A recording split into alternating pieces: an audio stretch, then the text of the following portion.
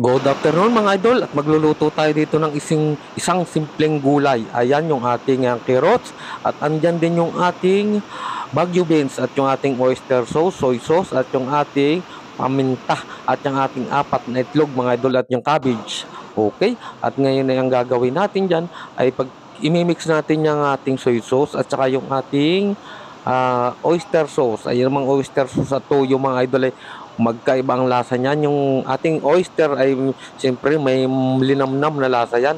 At siyempre isusunod na rin natin diyang i-mix yung ating ground black pepper. Ayan, dinagdagan ko ng kaunti mga idol para sa ganun ay talagang masarap talaga yung ating ginagawa. Pag medyo nalalasahan natin yung ating paminta, may anghang ng kaunti yung dala-dala. At maglalagay tayo ng kaunting sugar mga idol.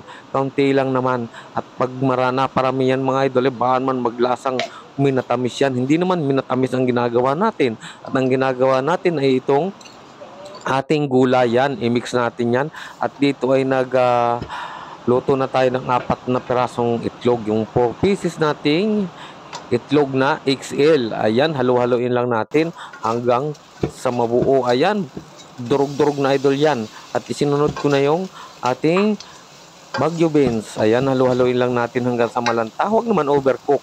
At isinunod na rin natin dito yung ating carrots. Ang carrots natin ay hindi rin natin masyadong pakalulutuin yan. At yan naman kahit patay ng apoy ay naluluto pa rin. At sinunod natin yung ating cabbage yan, yung ating repolyo. At talagang kailangan dyan ay may crunchy pa idol yung ating gulay. Hindi yung overcook. At pag overcook ay wala na. Hindi na masarap idol na kainin.